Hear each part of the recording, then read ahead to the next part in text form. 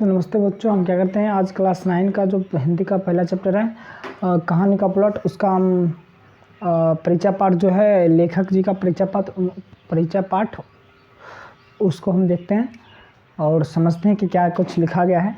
क्या कह रहा है कि शिव पूजन सहाय का जन्म 1893 ईस्वी में उनवास बक्सर जो कि बिहार में है हुआ था। मतलब शिव पूजन सहाय का जन्म जो हुआ था वो 1893 ईस्वी में कहाँ में हुआ था? उनवास नामक गांव में हुआ था, जो कि बक्सर जिला में है ना। बक्सर जिला कहाँ में है? बिहार में। ठीक, तो पूछेगा शिव पूजन सहाय का जन्म कब हुआ था? 1893 ईस्वी में। उनके बचपन का नाम भोलानाथ था। ठीक, तो शिव पूजन सहाय जी का बचपन का नाम क्या होता है? मतलब क्या था? भोलानाथ। और 10वीं की परीक्षा पास करने के बाद उन्होंने बनारस की अदालत में नकलनवीस की नौकरी की। 10वीं की परीक्षा उन्होंने पास कर ली तो उनके बाद उन्होंने नौकरी कर ली। कब, कहाँ नौकरी की? तो बनारस की अदालत में। बनारस की अदालत मतलब समझते हो, जहाँ पे केस की सुनवाई होती है ना, जहाँ पे जज बैठते हैं, वकील बैठते हैं। तो इन्होंने एक नकलनवीस नौकरी होती है, जो कि किसी चीज़ का शायद नकल निकालने की ज़रूरत होती है, वो उसमें मतलब वो कानून से संबंधित कोई काम है, तो उसमें उन्होंने क्या की थी? नौकरी की थी। बाद में वे हिंदी के अध्यापक बन गए। तो शिव पूजन सहाय जी बाद में हिंदी के अध्यापक बन गए, यानी हिंदी पढ़ाने लगे। असहयोग आंदोलन के प्रभाव से उन्होंने सरकारी नौकरी से त्यागपत्र दे दिया। देखिए, असहयोग आंदोलन महात्मा गांधी जी ने किया था, उसी समय की बात है ये। इन्होंने असहयोग आंदोलन में क्या कहा गया था कि जितने भी भारतीय हैं वो अंग्रेज़ों की नौकरी छोड़ दें, अंग्रेज़ों की सामान लेना छोड़ दें, अंग्रेज़ों का सामान इस्तेमाल करना छोड़ दें। तो उनसे प्रभावित होकर शिव पूजन सहाय जी ने भी सरकारी नौकरी क्या कर दी? छोड़ दी।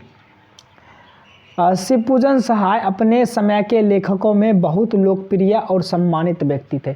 शिव पूजन सहाय जी जो थे वो अपने समय के जितने भी लेखक थे उसमें वे बहुत सम्मानित व्यक्ति थे, लोकप्रिय थे। लोग उनके लेखन को पसंद करते थे, उनके लेखन को पढ़ते थे, उनका सम्मान करते थे।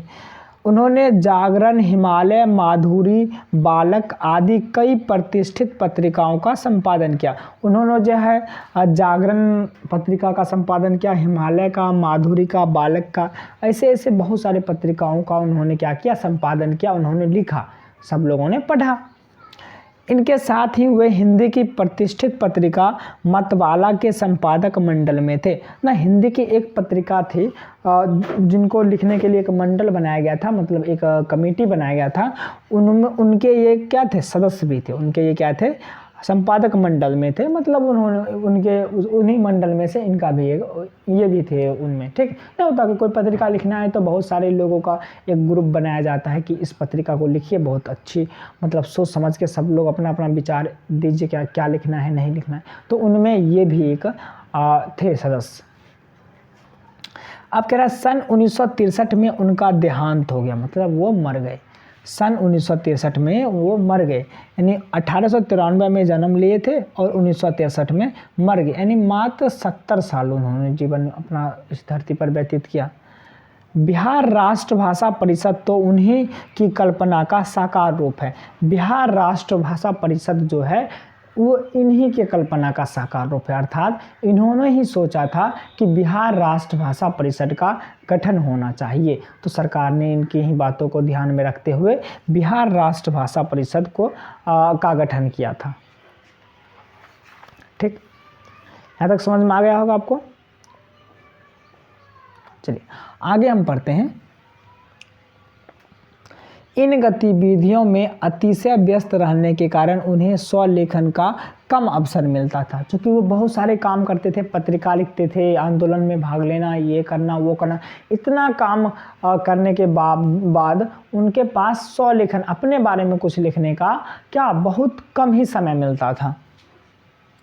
देहाती दुनिया उनका एकमात्र उपन्यास है जो ग्रामीण परिवेश को ठेठ भाषा में उभारता है ना।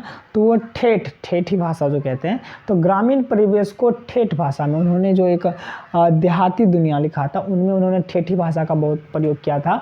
और वो देहात के बारे में बताता है, ग्रामीण परिवेश के बारे में बताता है, जैसे गांव में लोग कैसे रहते हैं, गांव में लोग कैसे विचार करते हैं, ये सब की बातें उन्होंने देहाती दुनिया नामक उपन्यास में लिखा था। देखिए ये क्वेश्चन आ सकता है कि देहाती दुनिया उपन्यास के लेखक कौन है ना, देहाती दुनिया उपन्यास के लेखक कौन है, तो उस समय आप मत भूलिएगा, तो पता रहेगा कि देहाती दुनिया उपन्यास के लेखक शिवपूजन सहाय जी हैं। ठीक, याद रखिएगा, शिवपूजन सहाय। आगे कह रहा है कि इसे आगे चलकर लिखे गए आंचलिक उपन्यासों की पूर्व पीठिका कहा जा सकता है। मतलब ये आगे चलकर जो ये बहुत फेमस हो गया, तो आंचलिक उपन्यास के पूर्व पीठिका के रूप में इन्हें जाना गया।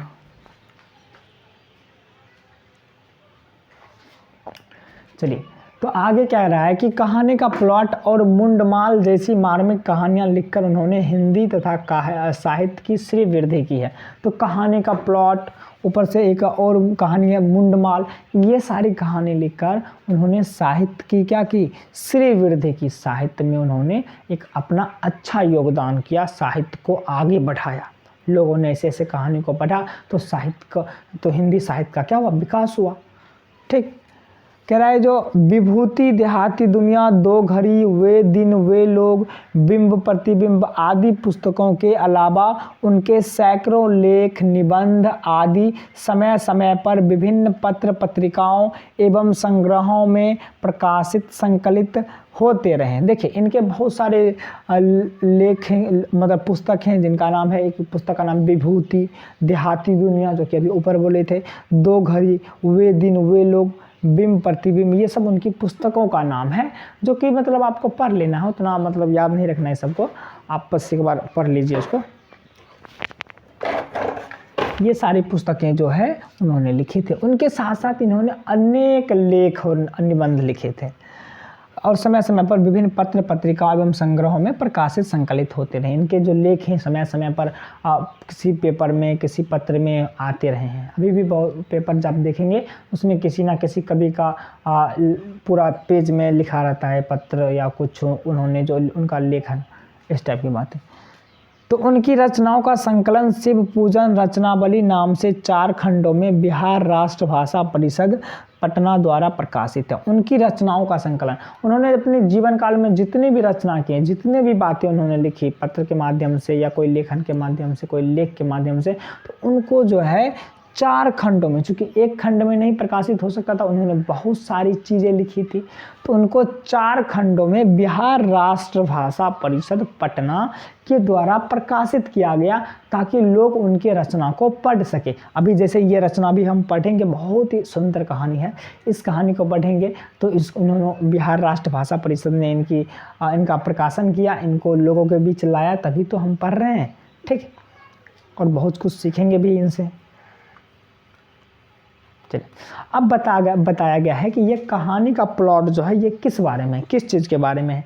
तो कहा गया है कि इस कहानी में कहानीकार ने समाज में नारी का स्थान निर्धारित करने के क्रम में तिलक दहेज की निर्मम प्रथा, वृद्ध विवाह आदि की विसंगतियों का मार्मिक दस्तावेज प्रस्तुत किया। कह रहा है कि यह कहानी जो है स्त्रियों की क्या स्थिति है समाज में स्त्रियों की स्थिति किसके कारण खराब हो रही है, तो तिलक दहेज के कारण। ऊपर से निर्मम प्रथा, हमारे यहाँ जो स्त्रियों के प्रति बहुत सारी प्रथा जो बनाई गई थी पूर्वजों के द्वारा, वो क्या निर्मम थी, मतलब ममता विहीन थी, उसमें ममता कोई था नहीं, औरत को जो है मतलब कोई दया नहीं दिखाया जाता था उसके प्रति। तो ये सारी जो प्रथा, जैसे मान लीजिए सती प्रथा में क्या कर दिया जाता था, उसके पति को मरने के बाद औरत को सीधे जला दिया जाता था पति के साथ। तो ये सारी प्रथा क्या थी, निर्मम प्रथा थी, समझ गया। तो और क्या, वृद्ध विवाह, बाल विवाह, ये सारी प्रथा, जैसे मतलब औरत का, किसी जवान स्त्री का शादी किसी वृद्ध आदमी के साथ, बूढ़े आदमी के साथ कर दिया जाता था, ये क्या था, वृद्ध विवाह। इससे भी औरत की स्थिति बहुत खराब हो जाती थी। तो ये सारी प्रथा से औरत की स्थिति समाज में क्या बनी रहती है, इस चीज़ के बारे में हम लोग अध्ययन करेंगे। तो कह रहा है तिलक दहेज की क्रूरता की शिकार भगजोगनी एक वृद्ध के गले में बांध दी जाती है। देखिए इस कहानी में क्या होता है, एक भगजोगनी लड़की है जो मतलब जिनके पिताजी बहुत गरीब रहते हैं, उनके पास तिलक दहेज देने की कोई क्षमता नहीं होती है, चूँकि वो गरीब हैं। अब बिना तिलक दहेज की शादी तो होगी नहीं, जिसके कारण जो है उनको वो भगजोगनी को किसी एक बूढ़े आदमी के साथ शादी कर दिया जाता है। अब बूढ़ा आदमी मर जाता है, उसके बाद फिर उसको बहुत सारे मतलब अभी तो पूरा नहीं बताएंगे, वो जब पढ़ेंगे तो पता चलेगा। अब ऐसा नहीं कि पूरा बता दिए आप लोग बस, नहीं।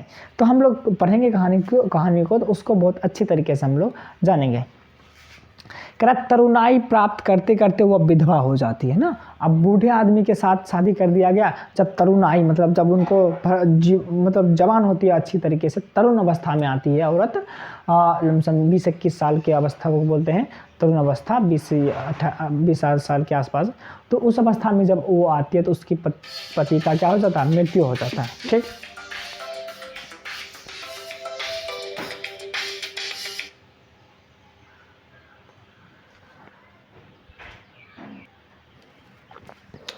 तो वो उसके पति का क्या हो जाता है, मौत हो जाता है, जिसके कारण जो है उसको दुर्भाग्यवश अपने सौतेले बेटे से ही शादी करनी पड़ती है।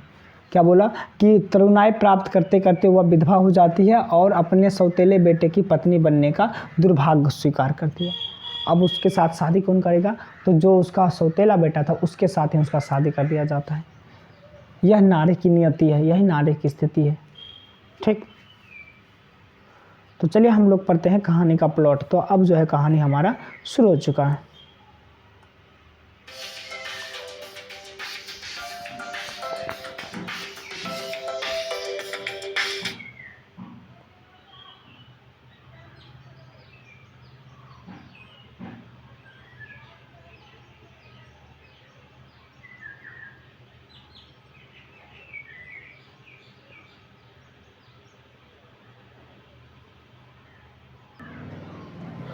तो चलिए हम लोग पढ़ते हैं कहानी का प्लॉट। क्या है कि कहते हैं लेखक, मैं कहानी लेखक नहीं हूँ।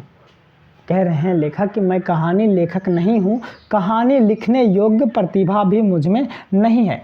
कहानी लेखक को स्वभावतः कला मर्मज्ञ होना चाहिए और मैं साधारण कलाविद भी नहीं हूँ। मतलब लेखक कह रहे हैं कि मैं कोई कहानी लेखक नहीं हूँ और ना ही मुझ में कहानी लिखने योग्य कोई प्रतिभा है।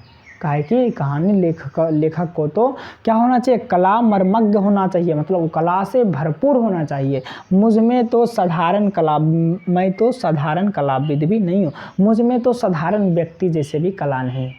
मतलब देखो ऐसा नहीं कि ये लेखक नहीं है, मतलब कोई भी मान लीजिए कोई भी बड़े दो होशियार लोग आएंगे, बुद्धिमान लोग आएंगे, वो नहीं कहेंगे भैया हम इतना जानते हैं, हम ऐसे हैं, हम वैसे। वो बोलेंगे हमको कुछ नहीं आता है, बस जो कुछ आता है सो लिख देता हूँ थोड़ा सा। उसी तरह ये लेखक बहुत ही महान है, ये सब लिख करके वो अपनी महानता का परिचय दे रहे हैं कि वो कितने बड़े महान हैं। जैसे मान लीजिए कोई बड़ा गायक है, क्या बोलेंगे, अगर अच्छे गायक है तो बोलेंगे हमको कुछ नहीं आता है, जो आता है सो बस आपके सामने रखता हूँ, अगर अच्छा लगे तो थोड़ा सा ताली बजाइएगा।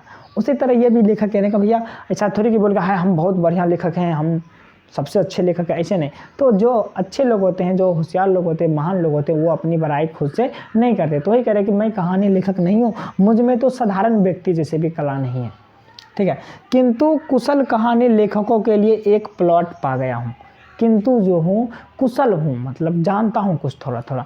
कहानी लेखकों के लिए एक प्लॉट पा गया हूँ कि एक चीज़ पा गया हूँ कि यहाँ पर कहानी हमको लिखना है। आशा है कि इस प्लॉट पर वे अपनी भड़कीली इमारत खड़ी कर लेंगे। तो आशा है कि एक प्लॉट पा गया हूँ और आशा है कि हम क्या कर लेंगे, इस प्लॉट पर एक भड़कीली इमारत, एक बड़ा सा इमारत खड़ी कर देंगे।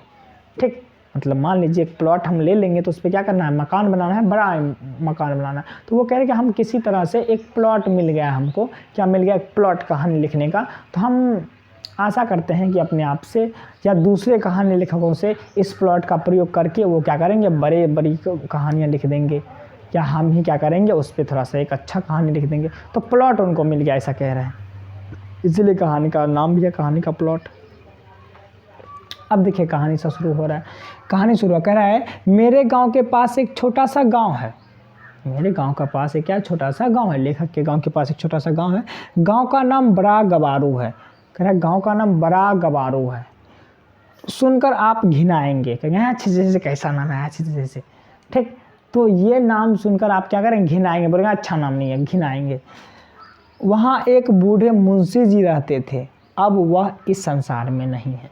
कहाँ कह रहे हैं, उस गांव में जो है एक बूढ़े मुंशी जी रहते हैं, अब वो इस संसार में नहीं है। उनका नाम भी विचित्र ही था, अनमिल आखर अर्थ ना जापू।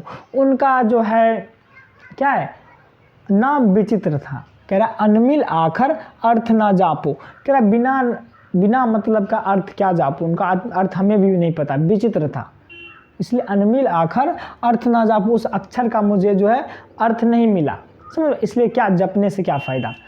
तो उनका नाम जो है मैं नहीं बताता हूँ। बोला इसलिए उसे साहित्यिकों के सामने बताने से हिचकता हूँ। इसलिए उसे साहित्यिकों के सामने बताने से हिचकता हूँ, इसलिए मैं उनका अर्थ नहीं बता पाता हूँ। क्योंकि आप फिर उसका अर्थ पूछेंगे, आप उसका नाम बताएंगे, तो इसलिए हम उसका अर्थ जानते ही नहीं है। अनमिल आखर, उस आखर का अर्थ हमें मिला ही नहीं, समझ गया। तो अर्थ ना जापू क्या मतलब, आप उसको जपना। मैं वो कह रहा है, खैर उसके एक पुत्री थी जो अब तक मौजूद है। तो मुंशी जी तो नहीं है, लेकिन उसकी एक पुत्री थी, वो क्या अभी तक मौजूद है। उसका नाम जाने दीजिए, सुनकर क्या कीजिएगा। कह रहा जाने दीजिए, सुनकर क्या कीजिएगा उसके पुत्री का नाम। बताऊंगा भी नहीं। लेखक कह रहे मैं बताऊंगा भी नहीं उनका नाम। हाँ, चूँकि उसके संबंध की बातें बताने में कुछ सहूलियत होगी, इसलिए उसका एक कल्पित नाम रख लेना जरूरी है। कह रहा चूँकि उसके बारे में हमें बताना है, तो उसका कुछ ना कुछ नाम तो रखना पड़ेगा, तो हम कोई कल्पित नाम रख लेते हैं, सोच समझ के रख लेते हैं। उसका रियल नाम नहीं रखेंगे, लेकिन सोच समझ के कुछ क्या करके रख लेते हैं।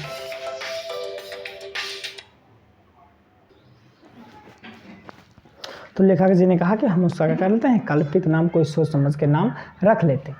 मान लीजिए उसका नाम भगजोगनी है। मान लीजिए कि उसका नाम भगजोगनी है, ऐसे नाम हमने रख लिया, उसका नाम क्या है, भगजोगनी। तो लेखक ने ऐसे ही नाम रख दिया अपना मन से, भगजोगनी नाम, ठीक। तो कह रहा कि देहात की घटना है, इसलिए देहाती नाम ही अच्छा होगा ना। कह रहा देहात की घटना है, इसलिए हमने इसका नाम देहाती रख लिया, भगजोगनी रख लिया। चलिए खैर बढ़िए, चलिए आगे चलते हैं। कह रहा मुंशी जी के बड़े भाई पुलिस दरोगा थे। तो मुंशी जी के बड़े भाई क्या थे, पुलिस दरोगा थे। उस ज़माने में जबकि अंग्रेज़ी जानने वाले की संख्या उतनी ही थी जितनी आज धर्मशास्त्रों के मर्म जानने वालों की है। कह रहा उस समय में अंग्रेज़ी जानने वालों की संख्या उतनी ही है जितना कि इस ज़माने में धर्मशास्त्र की मर्म, यानी धर्मशास्त्र का सही अर्थ जानने वालों की है। अब लोग धर्म जितना कि मतलब बहुत कम है, बहुत कम लोग धर्मशास्त्र को जानते हैं, उसका मतलब जानते हैं, उसमें चीज़ें जो लिखी गई है उसका प्रयोग करते हैं, ठीक है। तो बहुत कम लोग हैं अभी धर्मशास्त्र को जानने वाले, पहचानने वाले, उसके अर्थ को जानने वाले।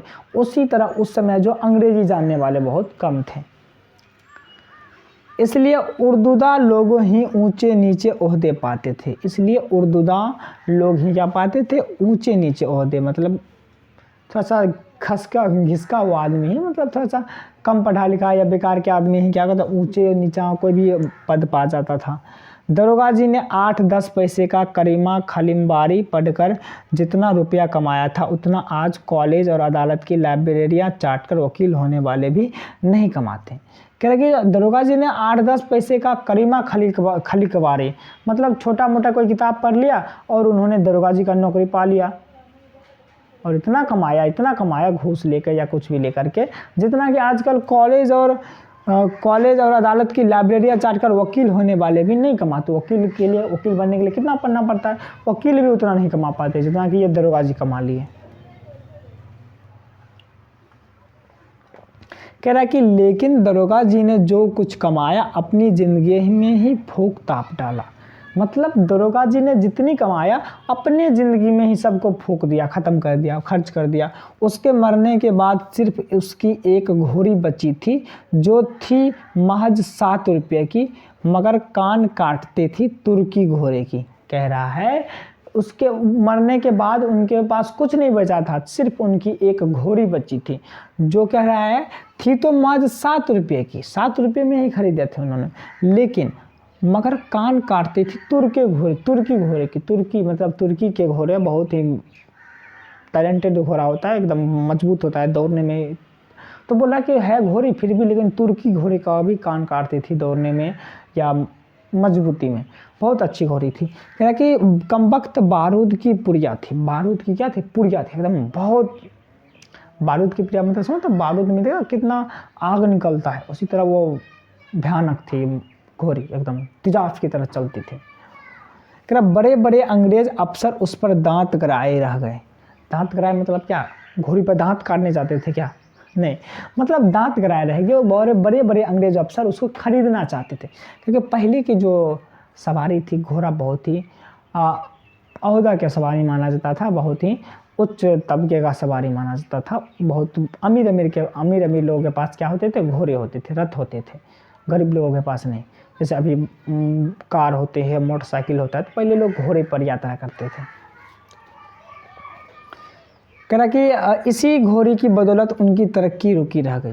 इसी घोड़ी की बदौलत जो है उस दरोगा जी की तरक्की रुकी रह गई। मतलब दरोगा जी जो है घोड़ी को बेचना नहीं चाहते थे, जिसके कारण बड़े बड़े अंग्रेज अफसर उसको आगे तरक्की नहीं देते थे ना। कोई होता कि पहले दरोगा से फिर एसपी बनता है, मतलब दरोगा से थोड़ा डीएसपी या एसपी, उसके बाद ऊपर चले जाता है प्रमोशन होते होते। लेकिन ये जिंदगी भर दरोगा के दरोगा ही रह गए। क्यों? क्योंकि इन्होंने अपना घोड़ी अंग्रेज अफसर को नहीं बेची, जिससे अंग्रेज अफसर ने इनका तरक्की रोक दी, इनका तरक्की नहीं होने दिया। तो क्या करा कि बड़े बड़े अंग्रेज अफसर उस पर दांत गड़ाए रह गए, मगर दरोगा जी ने सबको निबुआ नोन चटा दिया। निबुआ नोन चटा दिया मतलब सबको मना कर दिया। बहुत अंग्रेजों लोगों ने इनके घोड़ी को खरीदना चाहा, लेकिन सबको इन्होंने निबुआ नोन चटा दिया। निबुआ नोन चटा दिया अर्थात कि उन्होंने उनको बेचने से मना कर दिया घोड़ी। इसी घोड़ी की बदौलत उनकी तरक्की रुकी रह गई, लेकिन आखिरी दम तक वे अफसरों के घपले में ना आए। ठीक है, तो उन्होंने आखिरी दम तक, जब तक दरोगा जी जीवित रहे, वो अफसरों की बात नहीं माने और अफसरों को घोड़ी नहीं बेचा। हर तरह से काबिल, मेहनती, ईमानदार, चालाक, दिलेर और मुस्तैद आदमी होते हुए भी वे दरोगा ही रह गए, सिर्फ घोड़ी की मोहब्बत से। तो वो कह रहा है कि हर तरह से जो है काबिल थे, मेहनती थे, ईमानदार थे, चालाक थे और मुस्तैद आदमी होते हुए भी वे दरोगा ही रह गए। ठीक,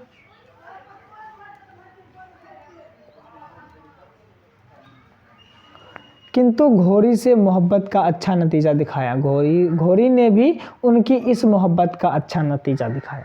कह रहा घोड़ी ने भी, जो इतना मोहब्बत करते थे दरोगा जी उनसे, इस मोहब्बत का बहुत ही अच्छा नतीजा दिखाया घोड़ी ने। उनके मरने के बाद खूब धूमधाम से उनका श्राद्ध करा दिया। क्या है यहाँ पे लिखा हुआ, श्राद्ध करा दिया। जब उनके दरोगा जी मर गए तो उनका श्राद्ध किसने कराया, घोड़ी ने कराया। तो घोड़ी ने मतलब घोड़ी को बेचकर मुंशी जी ने उनका श्राद्ध कराया, कोई रुपया पैसा नहीं था। बेकार कहीं घोड़ी को भी बगैर कहीं घोड़ी को भी बेच खाए होते, सॉरी अगर है ना, अगर कहीं घोड़ी को भी बेच खाए होते तो उनके नाम पर एक ब्राह्मण भी नहीं जिमता। कह रहा है अगर घोड़ी को भी बेच खाए होते, चूँकि सारा धन उन्होंने खा पी के उड़ा पुरा दिया, तो उनके नाम पर एक ब्राह्मण भी नहीं जमता। ब्राह्मण कैसे जमेगा भाई, उसके लिए तो रुपया चाहिए। अब रुपया नहीं होता तो ब्राह्मण भी नहीं जमता। भाग्य था कि अच्छा कि उसने घोड़ी को नहीं बेचा, घोड़ी से इतना प्रेम करते थे कि घोड़ी को उन्होंने नहीं बेचा, तो जिसके कारण जो है उनका श्राद्ध क्रम जो है उनके भाई मुंशी जी के द्वारा मरने के बाद घोड़ी को बेचकर उनका श्राद्ध क्रम किया गया दरोगा जी का। एक गोरे अफसर के हाथ खासी रकम पर घोड़ी को ही बेचकर मुंशी जी अपने बड़े भाई से उड़ीन हुए। मतलब एक गोरे अफसर को उन्होंने क्या कर दिया, घोड़ी को बेच दिया, और जिससे उनसे कुछ रुपया मिला तो उन्होंने क्या कर दिया, जितना भी दरोगा जी के क्या था अपना संस्कार उन्होंने किया दरोगा जी के मरने के बाद, उसके बाद उनसे अगर कुछ कर्ज उर्ज था तो उनको भी उन्होंने तोड़ दिया, तो घोड़ी को बेचने के बाद। ठीक, दरोगा जी के ज़माने में मुंशी जी ने भी खूब घी के दिए जलाए थे। जब दरोगा जी थे तो मुंशी जी भी ने खूब घी के दिए जलाए थे, खूब खाए पिए थे, ऐसा आराम किए थे। चलिए, गांजे में बढ़िया से बढ़िया इत्र मल कर पीते थे। ये मुंशी जी भी कम नहीं थे, मुंशी जी भी भाई के कमाई पे खूब मौज किए थे। इन्होंने गांजे के चिलम में बढ़िया से बढ़िया इत्र मिला करके, सेंट मिला करके एकदम खूब पीते थे मौज से। चिलम कभी ठंडी नहीं होने पाती थी। उस समय जब दरोगा जी थे जिंदा तो इसकी चिलम जो है हमेशा गर्म रहती थी, जब मन तब छुट्टा मारते रहता था, और मतलब उनका चिलम कभी ठंडा होता ही नहीं था। 1 जून 32 बटेर और 14 चपातियाँ उड़ा जाते थे। कह रहा कि 1 जून एक बार में जो है 32 बटेर और 14 चपाती उड़ा जाते थे। मतलब 32 बटेर मतलब वही होता है पक्षी जिसको मार कर खाते ना, बटेर और 14 चपाती, 14 जो है चपाती यानी फुल्का खा जाते थे। मतलब कहीं ना कहीं मतलब हुआ कि बहुत खाते थे, एकदम मज़े से खाते थे।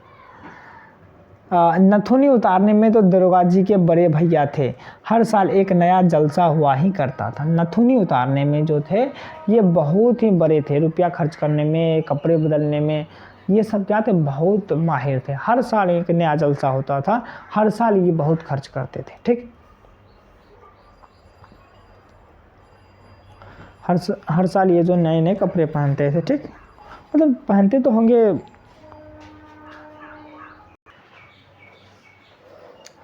तो क्या कहता है कि हर साल ये जो है नथनी उतारने में, मतलब हर साल नया जलसा हुआ करता था। ये नथनी उतारने में मतलब दरोगा जी के भी भैया थे, एकदम फैशन झाड़ने में ये तो दरोगा जी के भी बाप थे, मतलब भैया थे, मतलब दरोगा जी से भी ज़्यादा ये पैसे खर्च करते थे। कह रहा किंतु जब बहिया बह गई तब चारों ओर उजाड़ नज़र आने लगे। जब हवा बही तो सारी तरफ जो है उजाड़ नज़र आने लगे ना, सब कुछ उजड़ गया इनका। दरोगा जी के मरते ही सारी अमीरी घुस गई, जितना भी इन्होंने ऐशो आराम किया था सारी अमीरी इसकी घुस गई। निकल रहा, अरे सारी अमीरी निकाल देंगे तुमको, सारी उम्र घुस जाएगी तुम्हारी। वही हुआ कि इसका सारी अमीरी घुस गई। दरोगा जी जब तक जिंदा थे तो इन्होंने उसके रुपये पे बहुत ऐश किया। जब दरोगा जी मर गए, टन बोल गए, तो इनकी सारी अमीरी घुस गई, खाने पीने के भी मोहताज हो गए। चिलम के साथ साथ चूल्हा पक्की भी ठंडी हो गई। अब पहले चिलम ठंडी नहीं होती थी, अब चूल्हे भी ठंडी होने लगी ना। मतलब पहले जो है एकदम चिलम खूब पीता था, खूब मौज हो रहा था, अब जो है चूल्हा चौका के मतलब खाने पीने का भी इसका अभाव हो गया, खाना पीना पे भी इनको बहुत दिक्कतें होने लगी। जो जीव एक दिन बटेरों का शोरबा सुरखती थी वह अब सराह सराह कर मटर का सत्तू सरपोतने लगी। जो जीव जो है बटेर खाते थे, 14 चपातियाँ खाती थी, अब जो है अब सराह सराह कर मटर का सत्तू, मतलब मजबूरी में कह सकते हैं, मतलब खोज खोज के जो भी मिला वो भी मटर का सत्तू सर पोतने लगी। मजबूरी में मटर का सत्तू खाना पड़ रहा है इनको। चुपड़ी चपातियाँ चबाने वाले दांत अब चंद चने चबाकर दिन गुजारने लगे। पहले चुपड़ी चपातियाँ 14 चपातियाँ खाती थी बटेर के साथ, अब जो है इनका जो है दिन कैसे गुजरने लगा, तो चंद चने चबा करके, चने जो भी मिल जाए, चने उन्हें जो भी मिल जाए वही चपा करके इनका अब दिन गुजरने लगा। ताकि दरोगा जी तो मर गए। लोग साफ कहने लगे थानेदार की कमाई और फूस का तापना दोनों बराबर है। लोग कहने लगे भैया थानेदार की कमाई, जो कि दरोगा और घूस से लेकर कमाता है ना, वो सब का कमाई और फूस का तापना देता, फूस देते हैं, आग आता तुरंत है, बहुत आग आता है, हो करके निकलता है, फिर ख़त्म तुरंत। वही है थानेदार की कमाई जो होती है, वो घूस ले लेकर इतना कमा लेता है और एकदम तुरंत ख़त्म भी कर देता है। वही बात है, जो जिस तरह फूस का तापना है उसी तरह थानेदार की कमाई भी है। हर साल नई नथुनी उतारने वाले मुंशी जी को गांव जवार के लोग भी अपनी नज़रों से उतारने लगे। हर साल नई नथुनी उतारने वाला, मतलब नए नए फैशन झाड़ने वाला ये मुंशी जी जो है, अब लोग जो है अपने नज़र से भी उतारने लगे मुंशी जी को अब कोई भाव नहीं देने लगा। चल निकल, तो उन्होंने किसी का मदद करोगे तभी तो तुम्हारा कोई मदद करेगा। उन्होंने अपने ज़माने में तो किसी को कुछ समझा ही नहीं था, एकदम खूब फैशन में ही रहते थे। जो मुंशी जी चुल्लू इत्र लेकर अपनी पोशाक में मला करते थे, उन्हीं के अब अपनी रूखी सूखी देह में लगाने के लिए चुल्लू भर करवा तेल मिलना भी मुहाल हो गया था। जो मुंशी जी चुल्लू भर इत्र यानी वही सेंट पूरा पोशाक में मलते थे, पूरा एकदम सेंट मार के चलते थे, अब उनको जो है बाल में तेल लगाने के लिए भी तेल नहीं लगाना मिला। मतलब उनको जो चुल्लू भर क्या कहते हैं सेंट लगाकर घूमता था, अब बाल में तेल लगाने के भी उनके पास पैसे नहीं है, तेल भी नहीं है उनके पास। ठीक है, इतना उनका हालत ख़राब हो गया है। शायद किस्मत की फटी चादर का कोई रफ्फुगार नहीं है। बोला चादर तो कोई रफ्फू कर देगा, बस क्या कहते हैं दर्जी रफ्फू कर देगा, लेकिन अगर किस्मत की चादर फट जाए तो उसको कौन रफ्फू करेगा, उसको कोई रफ्फू करने वाला तुम्हें नहीं मिलेगा।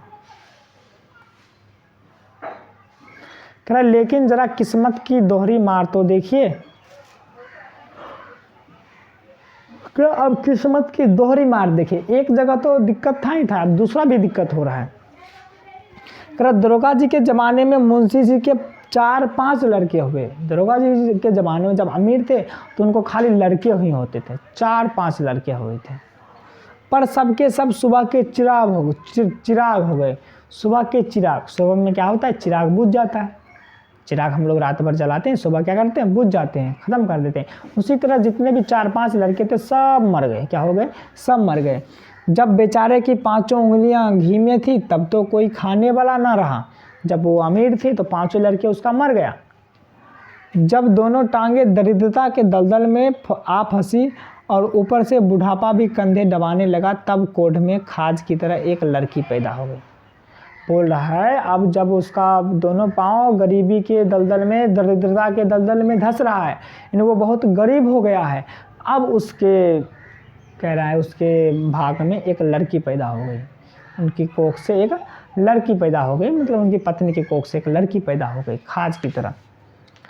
किसी तरह खाज की तरह, मतलब कोख में खाज की तरह एकदम, मतलब दुर्भाग्य बस।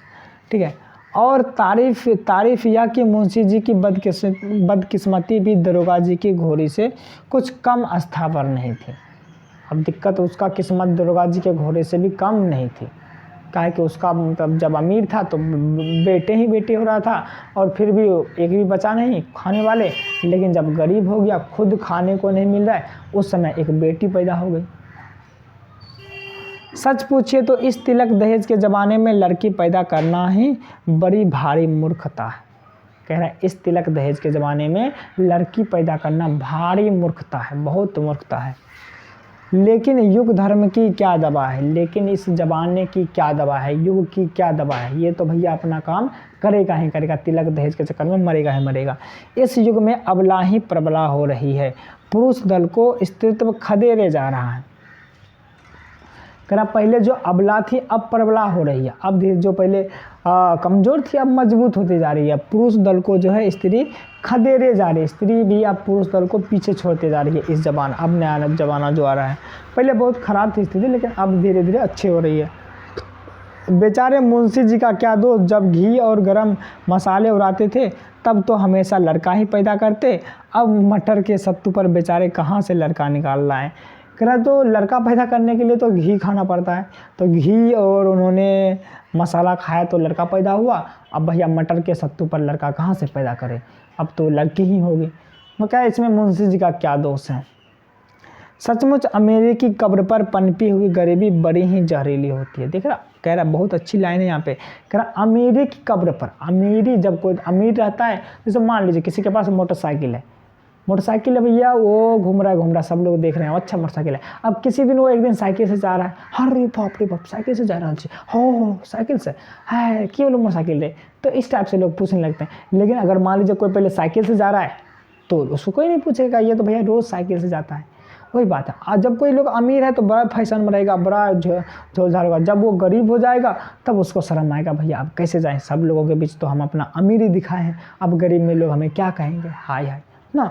तो यही बात है। तो अमीरी की कब्र पर जब कोई गरीबी पैदा हो जाता है, गरीब बन जाता है, तो फिर उसके लिए तो बहुत ज़्यादा स्थिति खराब हो जाती है, समझिए। तो वही कह रहा है कि अमीरी, सचमुच अमीरी की कब्र पर पनपी हुई गरीबी बड़ी ही जहरीली होती है, बहुत दर्दनाक होता है। पहले मुंशी जी बहुत अमीर थे तो लोग सारा अमीर की तरह उनको देखते थे, अब गरीब हो गए तो उनका हालत बहुत ख़राब। वही है कि अमीरी की कब्र पर पनपी हुई गरीबी बहुत ही जहरीली होती है। ठीक है, तो हम इस वीडियो में यहीं तक रहेंगे, फिर हम आगे चलेंगे अगले वीडियो में। तो तब तक के लिए अलविदा।